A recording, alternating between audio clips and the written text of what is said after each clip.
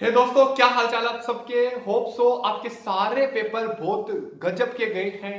पूरा विश्वास है कि अल्टीमेट तरीके से पेपर करके आए हो। कहीं किसी पेपर में अगर 19-20 हो गया है तो दोस्तों टेंशन लेने की कोई जरूरत नहीं है, क्योंकि सारे पेपर एक से नहीं हो सकते हैं। चाहे एआईआर वाला हो चाहे नॉर्मल हो। अब क्वेश्चन ये आता है कि सर हम लोग ना 7 पेपर दे चुके हैं, अब आपका वाला पेपर है कल, तो उसके लिए हमें थोड़ा सा प्लान कर दो। दोस्तों आपको पता है मैं ज्यादा टाइम नहीं लेने वाला।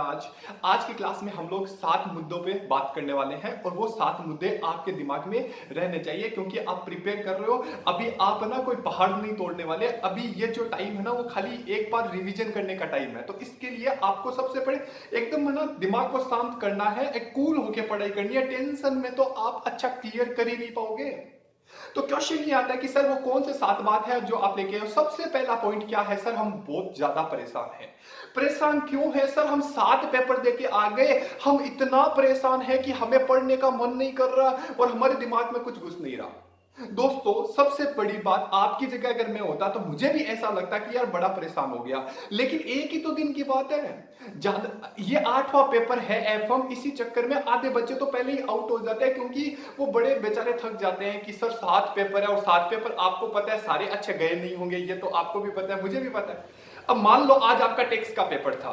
टेक्स्ट का पेपर मैंने रिव्यू देखा नहीं कैसा है, लेकिन टेक्स्ट का पेपर बाई चांस किसी का खराब हो गया, किसी का अच्छा हो गया, किसी का जितना सोचा था उतना अच्छा नहीं हुआ। तो ऐसी सिचुएशन में आपको टेंशन लेने की जरूरत नहीं है। उस पेपर को साइड में रखो, क्योंकि अगला अगला जो पेपर है एफएम का कल, उस पर फोकस करना है। क्योंकि कई बार ऐसा होता है कि जिस पेपर की टेंशन करते हैं उसमें तो हम अच्छे नंबरों से पास हो जाते हैं, और उस टेंशन के चक्कर में अगला पेपर जो होता है वो खराब हो जाता है।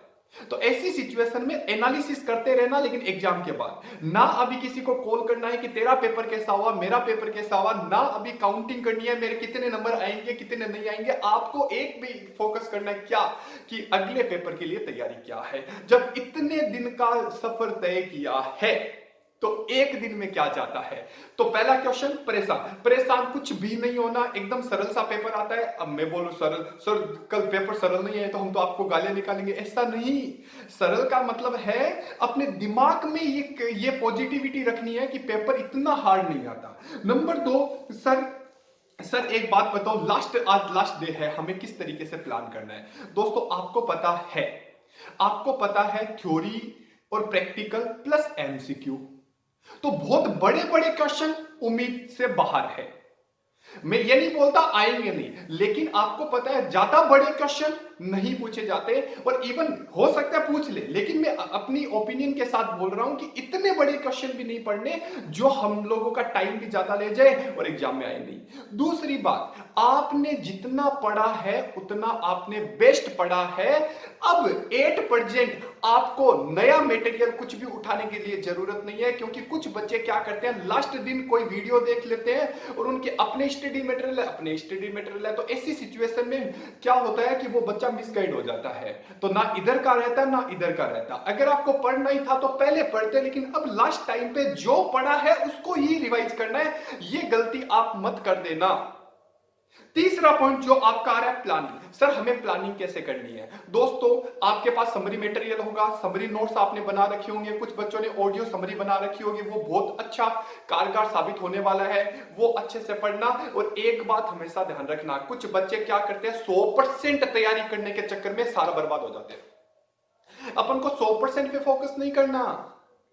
अपन को 100%, मैं ये नहीं बोल रहा कि आपको 100 नंबर लाने ही नहीं है कभी। कई बार क्या होता है अपन अपन ना 100 के लिए भागते हैं, ऐसा नहीं। अभी इस टाइम पे जितना आप प्रिपेयर करो उतना अच्छा होना चाहिए, क्योंकि अभी ये जो 10-12 घंटे है ना, इसमें आप ये नहीं कर सकते कि मैं नई चीजें पढ़ लू। भाई नहीं पढ़ सकता। अगर तूने कुछ छोड़ दिया तो छोड़ दिया, लेकिन अब ये चाहता है कि मैं अब नए सिरे से पढ़ लूं, वो नहीं होगा। आपने जितना पढ़ा है, आपकी जो प्लानिंग है, आपने समरी नोट्स बना रखे हैं, आपने अपने अपने ऑडियो समरी बना रखी है, उसको अच्छे से पढ़ना है। कोई अपडेट आया तो उस अपडेट को देख के जाना है, इसके अलावा आपको कुछ नहीं करना।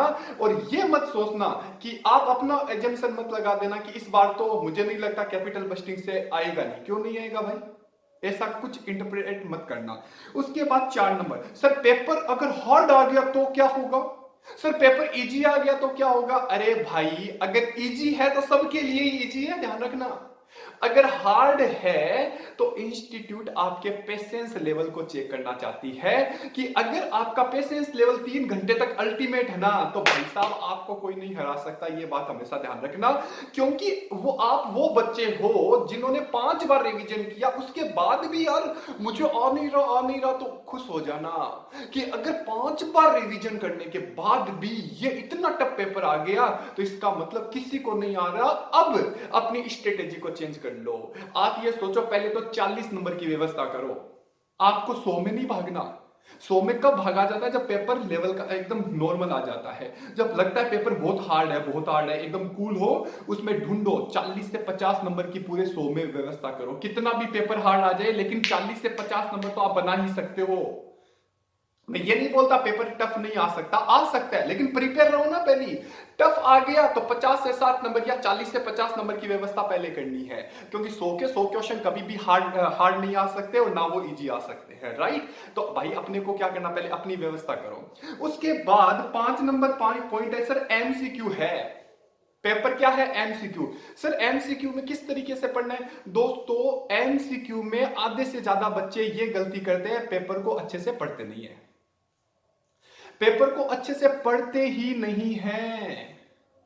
उनको ये लगता है कि ये जो अपने एक बार पढ़ते हैं, एक बार पढ़ने आंसर दे देते हैं। आपको क्वेश्चन, पेपर मतलब नहीं, पेपर नहीं पढ़ने का मतलब क्वेश्चन नहीं पढ़ते हैं। आपको क्वेश्चन एकदम केयरफुली पढ़ना है कि सामने वाला हमसे डिमांड क्या कर रहा है। क्वेश्चन में ज्यादा इन्वेस्ट करोगे, आंसर उतना ही जल्दी आएगा। ये बात हमेशा ध्यान रखना, क्योंकि एफएम में आपसे कॉन्सेप्ट के बेसिस पे पेपर पूछा जाता है, और जितना कॉन्सेप्ट आपका क्लियर है, आप पूछो सामने वाले से, क्वेश्चन से पूछो तू क्या डिमांड कर रहा है, आंसर तो मेरे पास है, बस एक बार तेरा क्वेश्चन समझ लूं ना तो मैं आंसर बहुत अच्छे से दे पाऊंगा, राइट सर, कोई दिक्कत नहीं है। उसके बाद अगर बात करें, सर एक बात बताओ, जो पेपर है वो कितना करना है हमें? 100% करना है या कितना? अभी थोड़ी देर पहले मैंने क्या बोला, कुछ बच्चे 100% के चक्कर में फटाफट फटाफट करते हैं और बाहर आके लगते हो और ये तो मैंने गलत कर दिया, क्या पढ़ा था, क्या आंसर था, क्या कर दिया मैंने ये नहीं बोला 100 नहीं करना, मैंने ये बोला पहले पास की व्यवस्था करो, बाद में 100 की तरफ भागो। कई बार ऐसे होता है कि आप तुक्के मार, अरे भाई कितना तुक्का, ऐसे तुक्का नहीं लगता भाई। तुक्के में 5-7 तो ठीक है, लेकिन तुक्के ऐसे तुक्के लगाओगे क्या? नहीं, ऐसे हमें नहीं करना है। एक बात हमेशा ध्यान रखना, आपको अपना 100% देना है, बाकी भगवान पे छोड़ दो। उसके बाद आपका थ्योरी, कुछ बच्चों का डाउट रहता है, सर एफ में थ्योरी आएगी प्रैक्टिकल आएगा, थ्योरी आएगी प्रैक्टिकल आएगा। भाई साहब 40 नंबर की एसएम है, एग्री।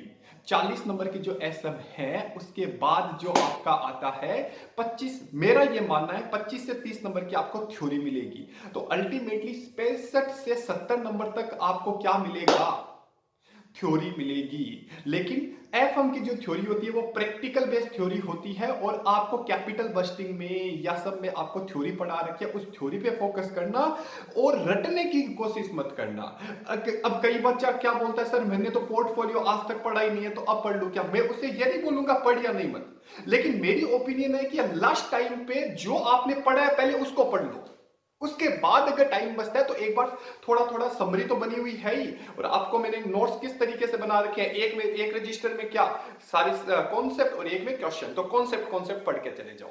तो इस तरीके से अगर आप पढ़ोगे और थ्योरी पे फोकस करोगे तो अच्छे से आप स्कोर कर पाओगे। और आज की बात है दोस्तों, जैसा है वैसे, अब आपको आलस आ रहा है छोड़ो। आप ये सोचो कि अगर मेरा एफ1 का पेपर अच्छा गया तो मैं भाई सभी लपेट लूंगा। इस तरीके से आपका कॉन्सेप्ट और स्ट्रेटेजी रहनी चाहिए। डरना मना है, आपके चेहरे पे डर नहीं लगना चाहिए। इंस्टीट्यूट पेपर जैसे ही थमाता है ना, स्टार्टिंग में मान लो 10 क्वेश्चन आए, वो 10 क्वेश्चन बड़े हार्ड आ गए, क्या करोगे? आप तो इसे डर गए। अरे भाई 10 क्वेश्चन के बाद भी 90 क्वेश्चन बचते हैं। मैंने क्या बोला, जब पेपर हार्ड आ जाता है तो आपको क्या करना है, 40 से 50 नंबर की व्यवस्था करनी है, और इजी आ जाता है तो उसके बेसिस पे आपको स्ट्रेटेजी बनानी है। सारा खेल स्ट्रेटेजी और सारा खेल प्लानिंग का है। जो बच्चा प्लान करके और अच्छे से पेपर को हैंडल कर पाता है वो बच्चा आगे निकल जाता है। इसीलिए मैंने ये वीडियो इसलिए बनाया ताकि आपको डरना नहीं है। आप परेशान हो, आप थक गए, सब चीजें समझ में आती है, कल आप आराम से रेस्ट कर लेना, कोई टेंशन नहीं है। आज मेरे कहने पे पढ़ पढ़ लो। मैं ज्यादा टाइम वेस्ट नहीं करूंगा। कल के एग्जाम के लिए गुड लक, अच्छे से पेपर फोड़ के आना। बाय बाय, टेक केयर, अपना ध्यान रखना।